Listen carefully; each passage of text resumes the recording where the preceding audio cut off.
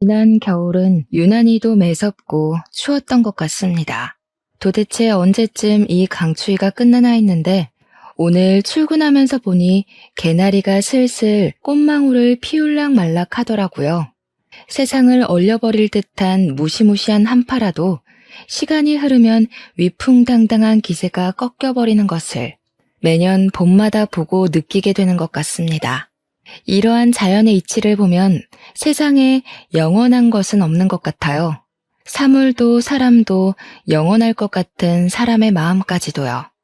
안녕하세요.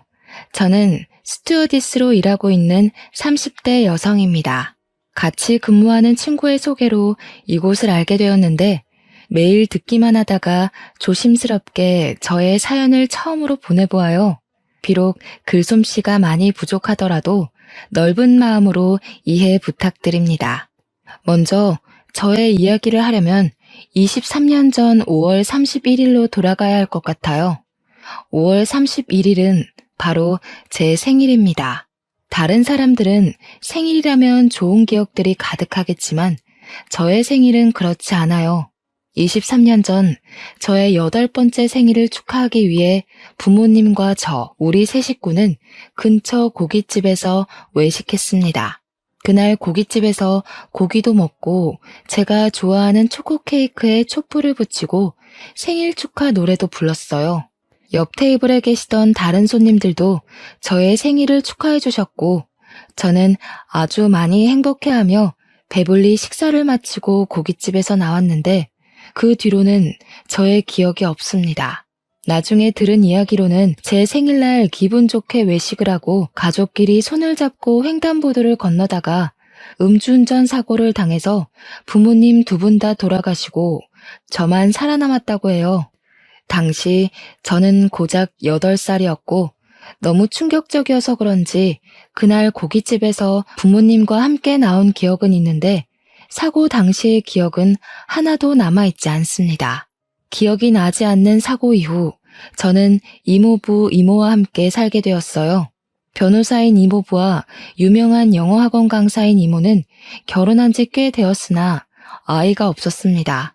길을 가다가 모르는 아이를 보아도 눈을 떼지 못할 정도로 두 분 다 아이를 정말 좋아했지만 끝내 아이는 생기지 않았어요. 아이가 없던 두 분은 저를 딸로 생각하기로 다짐하시고 하루아침에 부모님을 잃고 혼자가 된 저를 친딸처럼 대해주셨답니다. 저는 이러한 두 분의 적극적인 지원과 보살핌 속에 무사히 중학교를 졸업했고 고등학교 때도 꽤 좋은 성적을 얻을 수 있었어요.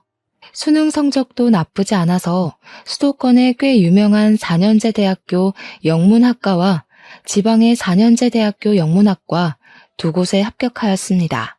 수도권 영문학과는 꽤 좋은 학교이지만 학비가 비싸기로 유명한 곳이었고 지방의 대학교는 4년 전액 장학금을 받고 입학할 수 있었어요. 저는 수도권 영문학과에 가고 싶었지만 염치가 있는데 어떻게 비싼 대학교 학비까지 이모부와 이모한테 손을 벌리겠습니까? 그런다고 제가 아르바이트를 해서 벌기에는 학비가 너무 부담스러웠어요. 그래서 저는 수도권 대학은 포기하고 장학금을 받을 수 있는 지방의 대학교로 가기로 했습니다. 그랬더니 두 분은 당연히 수도권으로 갈 수 있으면 수도권으로 가야 하는 것 아니냐며 혹시 학비 때문에 그러는 것이라면 걱정하지 말고 수도권 대학교에 다니라고 하셨어요. 저는 너무 죄송해서 그럼 학자금 대출이라도 받겠다고 했더니 이모부는 말도 안 되는 소리 하지 말라며 혹시 나중에 힘들면 이야기할 테니 그때 대출을 받던가 하고 지금은 아무 생각하지 말고 공부에만 집중하라고 하셨습니다. 그리고 이모는 대학생이면 예쁜 옷도 입고 다녀야 한다며 저에게 옷과 가방, 구두까지 다 사주셨어요. 결국 두 분의 강권으로 학비가 비싼 대학교에 입학하게 되었고 이후 생활비를 벌기 위해 과외 같은 아르바이트라도 하려고 했습니다. 하지만 이모는 대학 시절에 돈 걱정 때문에 제대로 즐기지 못한 것이 가장 후회된다며 일생에 한 번뿐인 20대 대학 시절을 마음 편히 즐기라고 하셨어요. 저는 이렇게 이모부와 이모의 사랑을 듬뿍 받으며 대학교까지 편하게 졸업할 수 있었고, 그 후 어릴 때부터 막연히 꿈꿨던 스튜어디스가 되었습니다. 스튜어디스로 일하면서 처음으로 월급을 받은 날, 저는 이모부와 이모께 제 월급의 절반을 드렸어요. 두 분은 힘들게 일해서 번 돈을 어떻게 받냐며 못 받는다고 하시며 끝까지 받지 않겠다고 하셨지만 저는 기어이 이모의 계좌로 이체를 했습니다. 이모가 저에게 왜 힘들게 일한 돈을 보내냐고 하시길래 어린 나이에 부모님을 잃고 보육원에 보내지게 될 뻔한 저를 구해주시지 않았냐고 하며 당연히 받으셔야 한다고 했어요. 제 말에 이모는 눈물을 글썽이며 어쩔 수 없이 돈을 받으셨습니다. 그리고 이제 저도 돈을 버니 매달 생활비도 보내드린다고 했습니다. 이모는 무슨 생활비를 주냐며 또 거절하셨어요. 저 역시 지지 않고 부모님과 함께 사는 직장인들도 부모님께 생활비를 드린다고 하며 매달 꼭 보낼 테니 반드시 받으시라고 했습니다. 그 후로 저는 이모부, 이모와 함께 살며 스튜어디스 생활을 시작했어요. 제가 장거리 비행 근무가 잡히면 이모는 항상 제 짐을 직접 챙겨주시며 알뜰살뜰히 저를 친엄마처럼 돌봐주셨고 좋아하는 일을 오래 하려면 건강해야 한다며 한약을 지어주시기도 했습니다. 솔직히 한약은 너무 써서 먹기 힘들었지만 그래도 그때 먹은 한약 때문인지 아직도 체력 하나는 끝내준답니다. 이렇게 저는 학교 졸업하고 나서도 엄마 같은 이모와 함께 살며 아주 편하게 직장 생활을 할 수 있었어요. 시간이 흘러 평생 20대일 것 같던 제가 어느덧 30살이 되었습니다. 이모부와 이모는 이제 30대니 얼른 좋은 남자 만나서 결혼하라고 하셨어요. 사람은 일도 해야 하지만 결혼해서 자신의 가정을 꾸리는 것도 아주 중요하다면서요. 하지만 당시 저는 일하는 것이 너무 재밌어서 결혼에 대한 생각이 전혀 없었습니다. 그런데 이모부와 이모는 더 늦으면 결혼을 하고 싶어도 못한다며 선자리를 알아본다고 성화하셨어요. 하지만 저는 자만추, 자연스러운 만남을 추구하는 사람으로 선이나 소개팅으로 사람을 만나는 것을 선호하지 않았습니다. 그래서 저는 이모에게 저는 제가 알아서 찾아볼 테니 걱정하시지 마시라고 했지만 이모는 매일 저만 보면 남자 사진을 보여주시며 이 사람 만나보라고 난리였어요. 그렇게 이모의 시름이 깊어져만 가던 어느 날이었습니다. 그때는 태국으로 비행을 갔다가 같이 근무하는 동료들과 함께 태국 방콕의 호텔에 머무르며 관광을 하고 있었어요. 그날은 가장 친한 스튜어디스 친구인 민정이와 함께 방콕의 야시장에 가게 되었습니다. 방콕의 야시장은 화려하고 먹거리도 많고 볼거리도 정말 많았어요. 저와 민정이는 정신없이 야시장의 구석구석을 돌아다니며 구경을 하고 있었는데 웬 한국 남자가 우리를 계속 보고 있었습니다. 처음에는 같은 한국인이라서 반가워서 그런가 보다 했는데 이 남자분이 우리 쪽으로 오더니 민정이에게 아주 반갑게 인사를 하는 게 아니겠어요?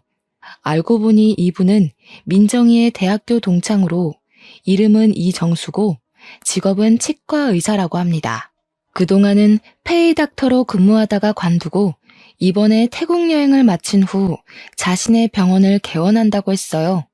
민정이가 개원하는 치과 위치를 물으니 알려주었는데 그곳은 이모 집에서 걸어서 5분 정도 거리에 있었습니다. 게다가 정수 씨는 이번에 치과를 개원하며 제가 사는 집 근처에서 자취를 시작했더라고요. 민정이는 태국에서 동네 주민을 만났다며 이참에 둘이서 친해지라고 했고 저와 정수 씨는 민정이의 성화에 연락처를 주고받게 되었습니다. 그렇게 태국에서 처음 만난 우리는 한국에 와서도 종종 연락했어요. 제가 비행이 없는 날이면 치과 근처에서 함께 밥도 먹고 술도 먹으며 시간을 보냈습니다. 그렇게 몇 번 만나다 보니 자연스럽게 정수 씨에 대한 호감이 생겼어요.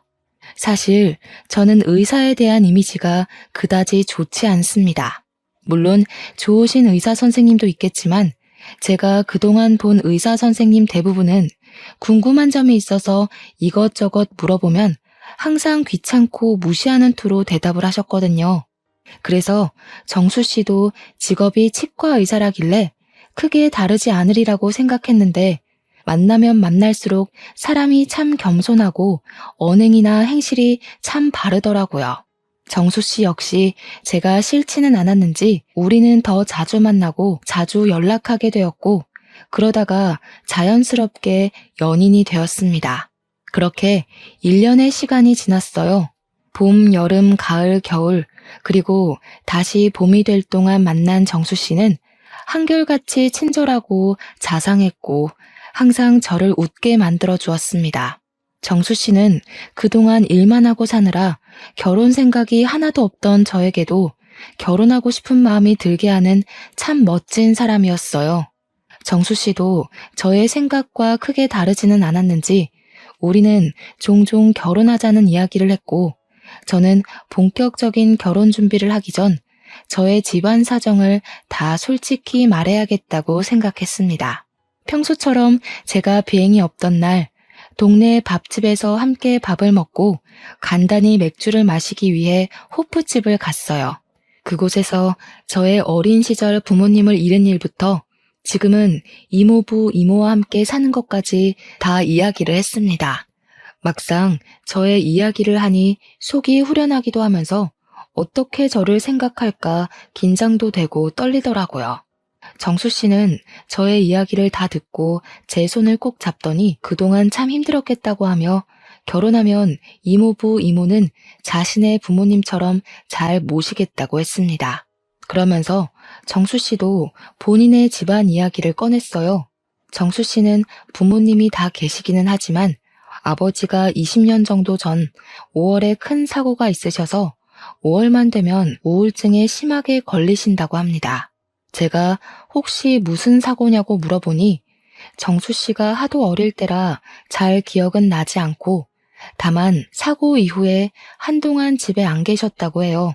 정수 씨가 당시 엄마에게 아버지 어디 가셨냐고 물어도 가르쳐 주지 않으셔서 지금까지도 정수 씨는 당시 아버지가 무슨 사고를 겪었는지 그때 왜 없으셨는지 전혀 모른다고 합니다. 그러다가 정수 씨가 중학교 정도 되었을 때 아버지가 다시 오셨는데 아버지가 많이 야위어지시고 몸이 많이 안 좋아졌다고 해요. 그 뒤로 아버지는 친형, 즉 정수 씨의 큰아버지가 운영하는 회사에서 함께 일하고 있는데 건강상의 문제로 한 달에 절반만 출근하셔서 돈을 많이 벌지는 못한다고 합니다. 이렇게 아버지가 가장의 역할을 하시지 못할 동안 정수 씨의 어머니는 아들을 먹여 살리기 위해 온갖 일을 다 하셨다고 해요. 처음에는 아는 분 밑에서 식당 일을 하셨다가 지금은 고급 식당을 운영하고 계시는데 한 달에 순이익이 500만 원 정도 나온다고 합니다. 제가 정수 씨에게 어머니가 참 멋지신 분이라고 하자 정수 씨는 엄마가 대단하시기는 하지만 온갖 모진 일을 다 겪으셔서 좋게 말하면 강인하시고 나쁘게 말하면 많이 드세고 억세지셨다고 말했어요. 그래서 만나게 되면 놀랄 부분도 있겠지만 정수 씨가 잘 막을 테니 자신을 믿고 조금만 이해해달라고 했습니다. 저는 저만큼이나 힘든 가정에서 살아온 정수 씨를 보며 더 깊은 호감을 느끼게 되었고 정수 씨 역시 이런 가정 형편에서 자란 저라도 싫지는 않았는지 하루라도 빨리 각 가정에 정식으로 인사드리기로 했어요. 그날 밤 제가 결혼할 사람이 있다고 이모부와 이모한테 말씀드리자 드디어 남자친구가 생겼냐며 당장 주말에 초대하라고 하셨습니다.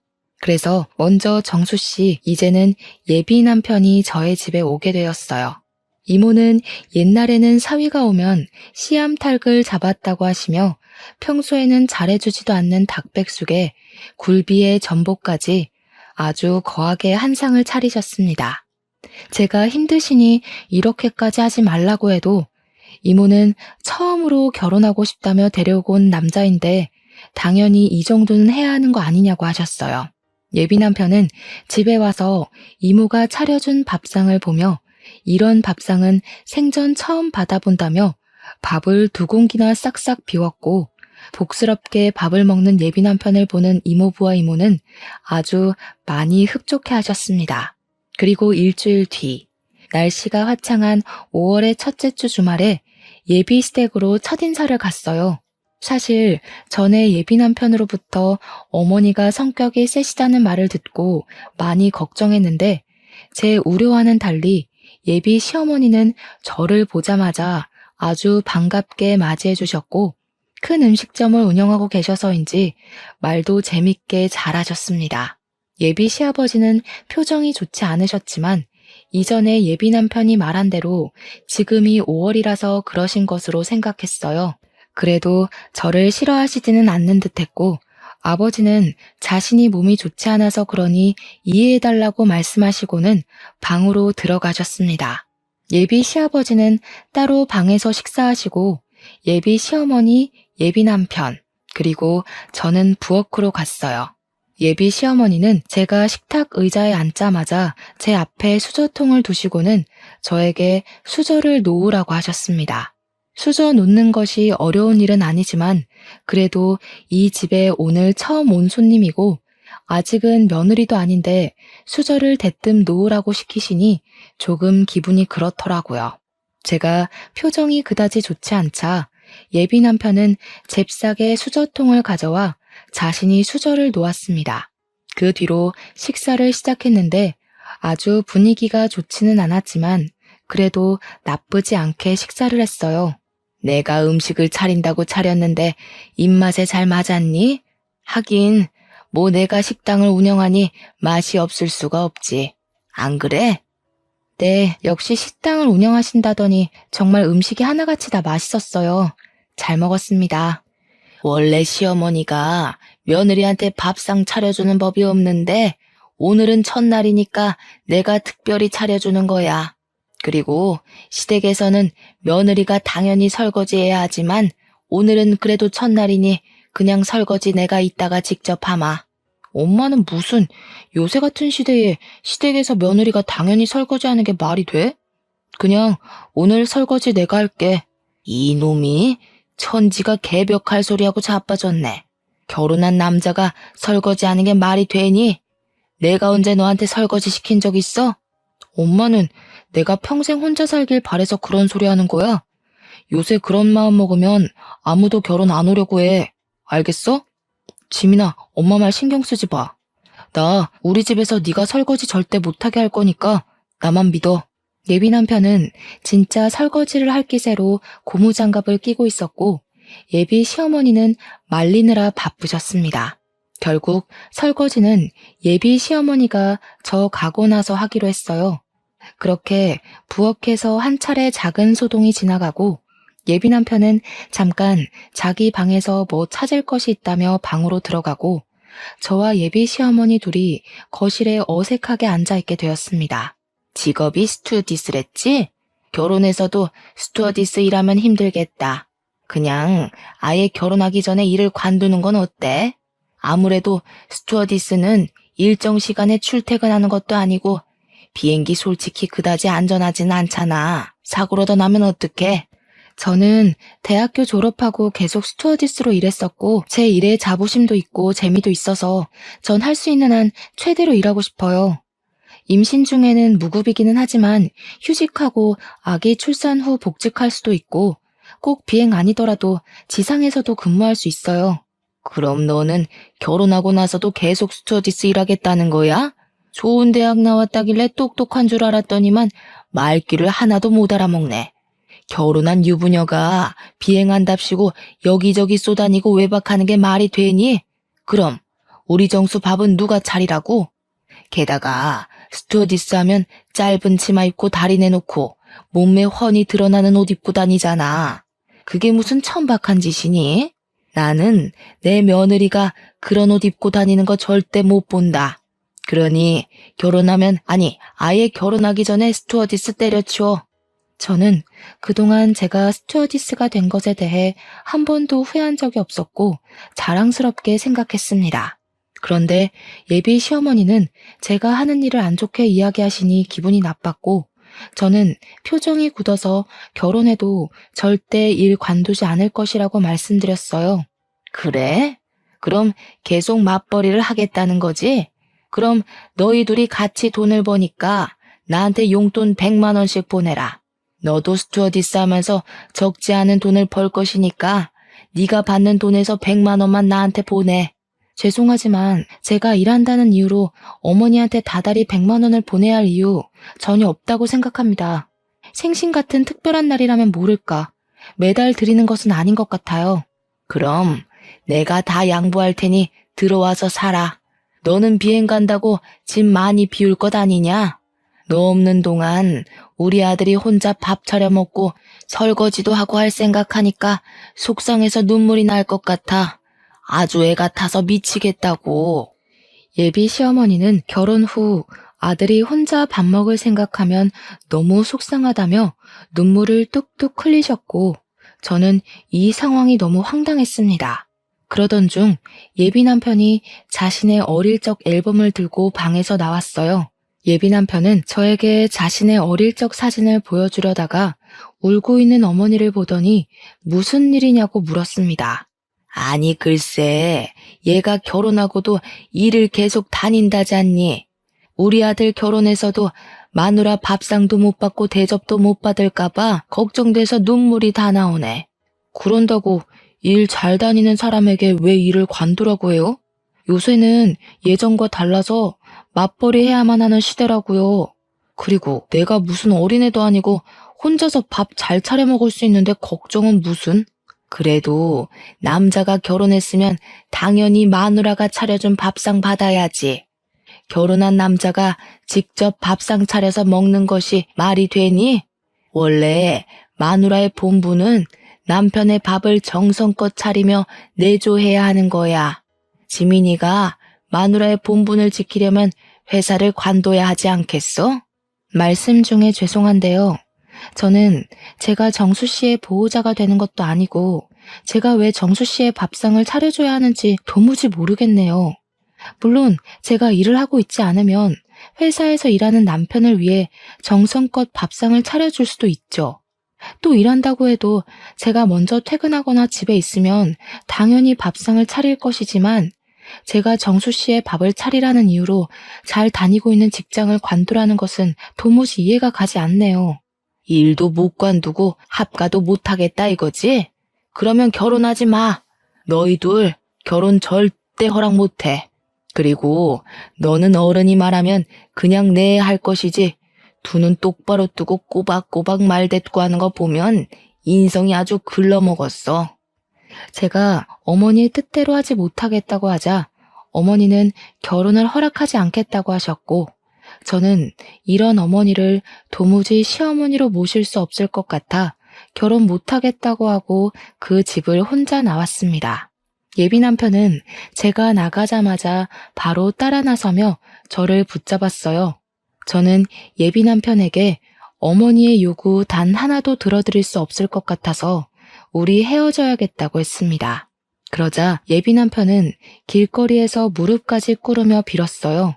물론 예비 남편은 정말 좋은 사람이었으나 사실 결혼이 당사자끼리만 좋다고 무작정 할 수 있는 것은 아니잖아요. 그래서 마음이 아프지만 울먹이며 매달리는 예비 남편을 뒤로하고 집으로 돌아갔습니다. 집에 오니 이모와 이모부가 오늘 어땠는지 물어보시길래 예비 시어머니에 대해 솔직히 말씀드렸어요. 이모는 아무리 예비 남편이 좋은 사람이라도 시어머니 자리가 그 모양이면 결국 이혼할 수밖에 없다며 힘들겠지만 잘했다고 하셨습니다. 이렇게 저는 예비 남편과 끝이 날 줄 알았어요. 그런데 다음 날부터 예비 남편은 퇴근 후 매일 우리 집에 찾아와 저와 이모, 이모부까지 설득하기 시작했습니다. 죄송하다고 빌기도 하고 원하면 어머니와 연을 끊겠다고까지 했어요.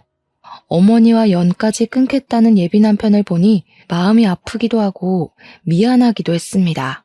다시 만나볼까도 생각했지만 어머니와 연 끊고 저와 함께 사는 예비 남편을 보면 저 역시 마음이 편치 않을 것 같아 마음을 굳게 먹고 예비 남편에게 연락이 와도 일부러 매몰차게 대했어요. 그렇게 일주일이 지났습니다. 그날은 주말이지만 스케줄이 없어서 모처럼 이모부, 이모와 함께 푹 쉬는 날이었어요. 집에서 쉬고 있는데 모르는 번호로 전화가 와서 받아보니 예비 시어머니가 기니 할 말이 있으니 만나자고 했습니다.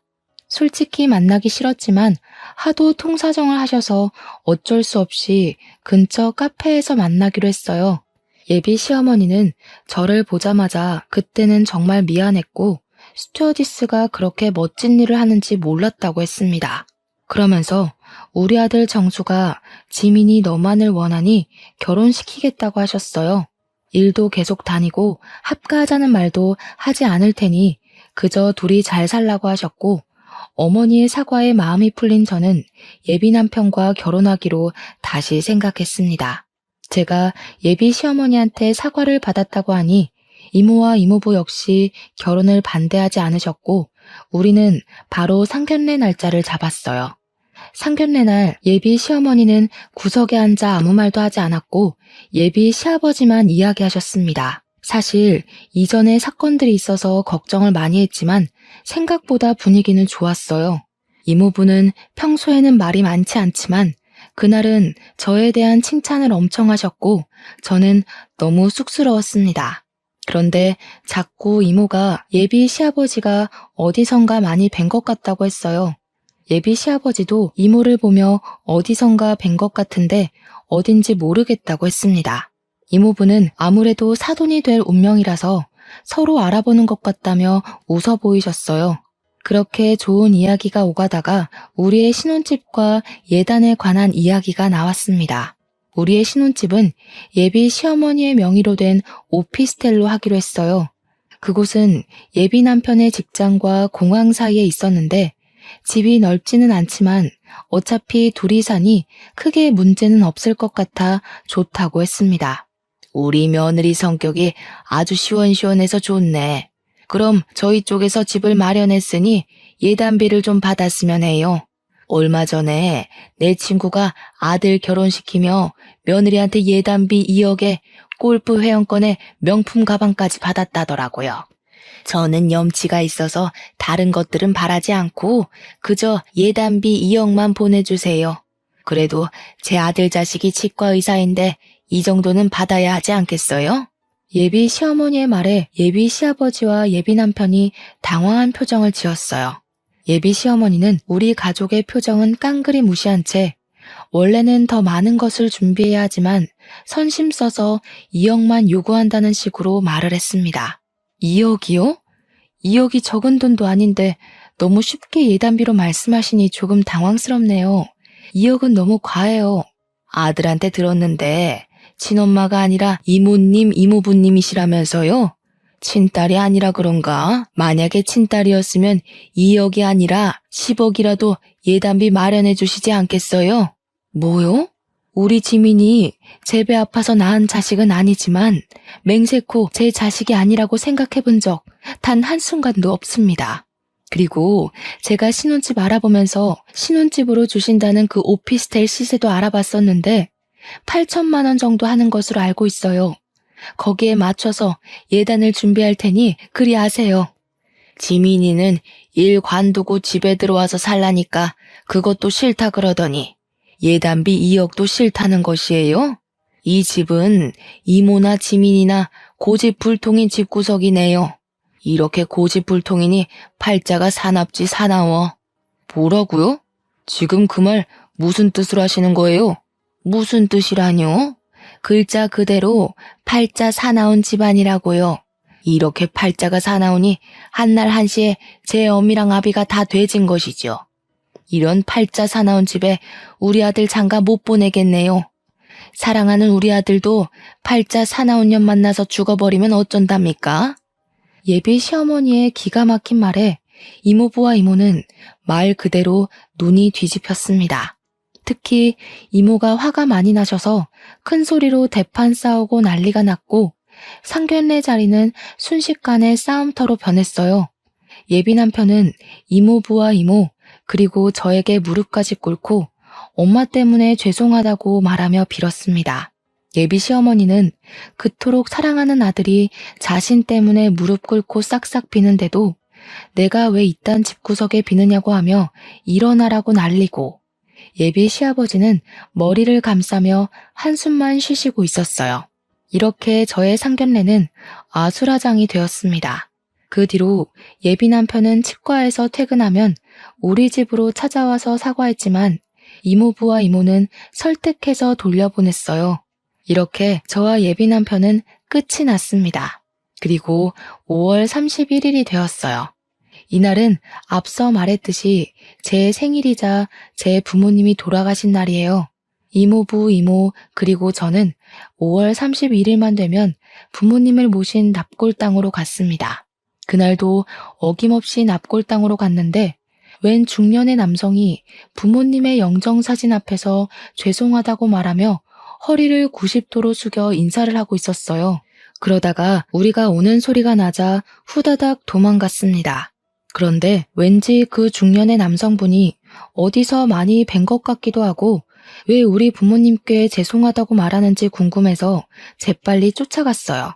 황급히 도망치는 남성분을 붙잡고 얼굴을 보니 바로 저의 전 예비 시아버지였습니다. 저는 깜짝 놀라 여기에는 왜 오셨냐고 하니 아는 사람의 기일이라 여기 왔다고 하셨어요. 그러면서 저한테는 여기 왜 왔느냐길래 우리 부모님의 기일이라 왔다고 했더니 갑자기 주저앉으셨습니다. 그 순간 왜인지는 모르겠지만 부모님이 사고 났을 때가 영화의 한 장면처럼 떠올랐어요. 지금부터 23년 전 5월 31일, 저는 어두운 저녁에 부모님과 함께 고기를 먹고 아이스크림 케이크를 사서 집으로 가고 있었어요. 장소는 제가 다니는 초등학교 앞이었고 이미 다들 하교한 시각이라 사람이 거의 없었습니다.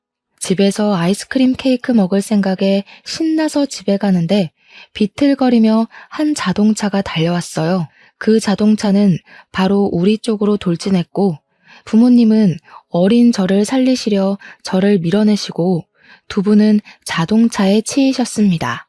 부모님은 길에 쓰러져 계셨고 고작 8살밖에 안 된 저는 너무 놀라서 울지도 못하고 그 자리에 그대로 굳어버렸습니다. 그리고 자동차를 운전하던 사람은 놀란 얼굴로 차 문을 열고 나와 바닥에 그대로 주저앉았습니다. 잠시 후 누군가의 신고로 경찰들이 오고 자동차를 운전하던 사람은 경찰서로 끌려갔는데 그 사람이 바로 저의 전 예비 시아버지였어요. 이모부와 이모도 그제야 기억나는지 전 예비 시아버지한테 따지기 시작했습니다. 어디서 얼굴을 봤다 했는데 이제야 얼굴이 기억나네. 너 때문에 우리 지민이는 어린 시절 화목했던 가정을 잃었어. 인제 와서 영정사진 앞에 서서 사과하면 뭐해? 그런다고 당신 때문에 죽은 우리 동생 부부가 살아서 돌아와? 이 나쁜 놈. 죄송합니다. 제가 잘못했습니다. 죄송한 마음에 징역을 살고 출소한 후에도 매년 이곳을 찾았어요. 저 그날 이후로 자동차도 운전하지 않고 술도 한 잔도 마시지 못하며 살고 있습니다. 당연히 용서 안 되시겠지만 죄송합니다. 미안하다 지민아. 정말 미안해. 지금 감옥 다녀왔다고 죗값을 다 받았다고 용서가 된다고 생각해? 법은 용서했을지 몰라도 우리는 용서 못해. 여기가 어디라고 뻔뻔하게 와. 절대 오지 마. 다시는 여기 오지 마. 전 예비 시아버지는 이모의 불호령에 기어가다시피 해서 그곳을 빠져나갔습니다. 저는 그 자리에 주저앉아 펑펑 울었어요. 그날 밤 잠을 자다가 꿈을 꿨는데 사고 당시의 현장이 계속 꿈에 나왔습니다. 꿈에서 깼다가 다시 잠이 들면 또 그 꿈이었고 그렇게 잠을 계속 깨다가 거의 자지 못하고 아침이 되었어요. 다음날 잠을 거의 못 자고 울기만 해서 눈이 팅팅 붓고 얼굴도 푸석하니 몰골이 많이 아니었습니다. 다행히 이날은 일정이 없어서 집에서 쉬고 있는데 전 예비 시어머니가 근처 카페로 잠깐 나와보라는 거예요. 나가기 싫다고 했더니 그럼 집으로 찾아온다길래 어쩔 수 없이 저번에 봤던 근처 카페로 갔습니다. 카페로 들어가기 전 저는 이전에 어머니께서 막말하시던 모습들이 생각나 핸드폰에 녹음기를 켰어요. 카페에 들어가니 이미 전 예비 시어머니가 자리를 잡고 앉아 계셨습니다. 이야기는 들었다. 우리 남편의 음주운전으로 너희 부모가 죽은 건 안타깝다만 그래서 내 남편도 감방 가서 죗값 받았잖아. 난 남편 없이 우리 정수 혼자 키웠는데 그 정도면 벌은 다 받은 거 아니야? 내가 특별히 예단비는 안 받을 테니 우리 정수랑 결혼하렴. 정수, 너 없다고 죽으려고 하더라. 나도 솔직히 너 정말 마음에 안 드는데 그놈이 너 아니면 안 된다는데 어떡해? 죽은 사람 소원도 들어준다는데 산 사람 소원 한번 들어줘봐. 너 때문에 우리 아들 죽일 수는 없잖아. 전 예비 시어머니는 아주 당당하고 뻔뻔했고 저는 녹음하기를 참 잘했다고 생각했습니다. 더는 그 자리에 있을 필요가 없을 것 같아 아무 말 없이 자리를 박차고 일어나 카페를 나왔어요. 전 예비 시어머니는 이 와중에도 저에게 부모 없이 자라 버릇이 하나도 없다며 손가락질을 하셨습니다. 저는 너무 화가 나서 카페에서 나와 제가 들은 어머니의 파렴치한 언행들이 녹음된 파일을 전 예비 남편에게 보냈어요. 전 예비 남편은 한참 뒤 미안하다고 연락이 왔는데 뭔가 느낌이 이상해서 바로 전화를 해보니 전화를 받지 않더라고요. 혹시나 하는 마음에 전 예비 남편이 의사로 있는 치과도 가봤지만 치과의 문도 닫혀 있었습니다. 그 뒤로 전 예비 남편은 연락이 되지 않았고 치과 문도 열리지 않았어요. 그리고 며칠 뒤 전 예비 시아버지한테 충격적인 전화가 왔습니다. 전 예비 남편이 스스로 삶을 끊었다고 말이에요. 그래도 한때 진심으로 마음을 다해 사랑했던 사이였기에 마지막 가는 길에 인사를 하는 것이 예의일 것 같아 장례식장으로 갔습니다. 장례식장은 전 예비 시어머니의 절규 소리로 가득했어요. 제가 신발을 벗고 안에 들어서자 전 예비 시어머니는 굶주린 맹수처럼 저에게 달려들었습니다. 니년이 감히 여길 찾아와? 지 부모도 한날 한시에 죽게 만든 팔자 사나운 년이 우리 정수도 죽여버렸어. 네가 우리 아들 이렇게 만든 거야. 이 팔자 사나운 년아, 우리 아들 죽이고도 모자라서 지옥에 보내려고 그래? 당장 꺼져. 끝까지 반성의 기미는 없고 저에게 팔자 사나운 년이라며 짓거리는 전 예비 시어머니. 아니, 그 늙은 아줌마의 면상을 보니 더는 화를 참을 수가 없었습니다. 그래서 사람들이 있든 말든 늙은 아줌마의 뺨따기를 있는 힘껏 갈겼어요. 딸뻘인 제가 자식을 잃고 오열하는 사람의 뺨따기를 때리는 것을 보고 사람들이 저를 손가락질하며 웅성대기 시작했습니다. 저는 그들이 그러든 말든 신경 쓸 겨를이 없었어요. 당신 아들이 죽음을 선택한 건 다 당신의 뻔뻔한 태도 때문이야. 자기가 아들을 죽여놓고 어디서 내 탓을 돌려? 이봐 아줌마, 제발 정신 좀 차려. 그딴 식으로 사니까 당신 주변 사람들 다들 힘들어하잖아. 아니야? 뭐? 아줌마? 인연이 정신 나갔나? 진짜 안 꺼져? 안 꺼지냐고? 원하면 꺼져줄게. 근데 그 전에 내가 이 자리에서 사람들에게 반드시 들려주고 싶은 것이 하나 있어. 아줌마도 두 귀로 똑똑히 잘 들어. 저는 이전에 전 예비 시어머니가 카페에서 저에게 짓거렸던 파렴치한 대화 녹음본을 틀었습니다. 순간 장례식장은 조용해졌고 전 예비 시어머니는 자신이 뱉은 말에 어쩔 줄을 몰라 했어요. 독한 년, 세상에 내가 했던 말을 녹음까지 하셨어? 아주 대단하시네.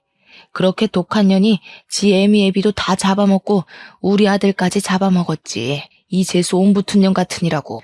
전 예비 시어머니는 온몸에서 도끼를 뿜으며 온갖 말로 저에게 살벌한 저주를 내렸습니다. 그때 어디선가 나타난 전 예비 시아버지가 전 예비 시어머니 얼굴에 육개장 그릇을 던져버렸어요.